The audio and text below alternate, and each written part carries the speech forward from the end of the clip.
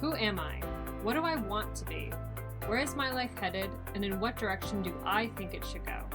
These are the questions that every student has to answer as soon as they take their first steps on campus. In fact, according to renowned psychologist Erik Erikson, adolescence ought to be marked by what many might call a crisis of identity, an ambiguous period of questioning, reflection, and exploration through which an individual develops a strong sense of self, defines their own unique goals and values, and carves out a clear individual path in life. As even ancient Greek philosophers knew, one's identity is arguably the most important aspect of human development. Having that strong sense of who one is in comparison to those around them is how one is able to continuously thrive and push onward in life. It's what allows a person to derive meaning and purpose, what enables them to stay on course and persevere even during times when adaptation, adjustment, and changes are requisite, offering a foundation for a person to lean on when certain aspects of their life become shaky, unstable, or uncertain. It's no wonder then why Erikson placed so much emphasis on the importance of an identity crisis for burgeoning adults like post-secondary students. As students set off on quests to find their true calling, it seems likely, if not necessary, that they will also have to conduct some deeper soul-searching as well. This includes distinguishing who it is one wants to be from what those around them say they ought to be, and consider how it is that they can commit to this identity for the long term. With such a sustainable commitment requiring that students nurture trust in their own abilities, develop the skills necessary to effectively communicate their identity to others, and identify the communities or social groups that will enable them to honor their newfound identity without restriction. When students are able to navigate through these inevitable identity crises successfully, that is, without limitations, external pressures, premonitions, or presumptions, Erikson proposed that young adults would only reap the benefits that such an experience provides, namely emotional, social, and cognitive growth, a sound personal philosophy and value system, feelings of confidence, independence, and control, and above all, a state of overall wellness. But when life's obstacles get in the way, from restrictive customs, cultures, religious beliefs, to domineering parents, social stigmas, systems of oppression and discrimination, to a general lack of encouragement or empowerment to explore one's identity, this is when the notion of crisis really takes hold. When students aren't provided the freedom and resources needed to explore their identities, they inevitably struggle with role confusion, characterized by difficulties with commitment, a weak sense of self, low self-esteem, and self-confidence, and a lack of belief in one's abilities and potential.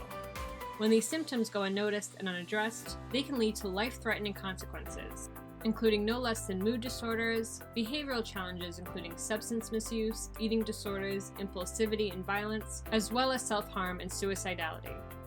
To prevent this from happening, educators and institution leaders must be proactive in their efforts to support and guide students through the process of identity formation. At the most basic level, this includes supporting first-year students during the transition from high school to university life, signposting where students can access mental health or professional development resources, getting them acquainted with advisors and peer mentors, and addressing and validating the fears, anxieties, concerns, or doubts that they may be facing right out of the gate, or just some common ways in which leaders can ease the transition process and kickstart a successful journey to self-discovery for their students. Equally as important for a successful journey is the exposure to all different kinds of lifestyles, beliefs, identities, and careers as early as possible, especially during back-to-school events like orientation, first nights, student or career fairs. Students should be encouraged to explore new possibilities, to try new things, sign up for different clubs and organizations, and learn about all it is that their school has to offer.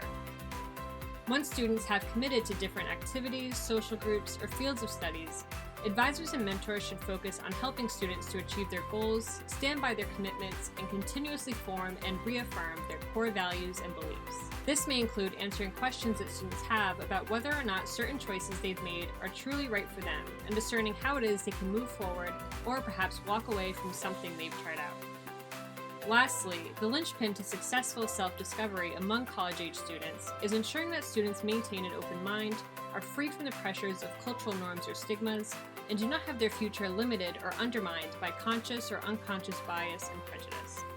Thus, it's essential that campus leaders strive to educate their students early on about various identities, which can include offering anti-biased or anti-racist training, inviting students to participate in role-playing activities, and incentivizing students to join different group sessions, workshops, or webinars to expand their understanding of the world around them. Offering adequate mental health education to help students recognize the warning signs of role confusion, low self-esteem, and other mental health issues early on is equally as integral to ensuring that students have the support needed to successfully explore all it is that higher education has to offer them. The possibilities for what students can do with their lives are truly endless. Unfortunately, the sad reality is that no one recognizes this truth less than the students themselves. But with the right resources and support from their institutions, students can be empowered to recognize their limitless potential and to not be afraid to see just where that potential can take them.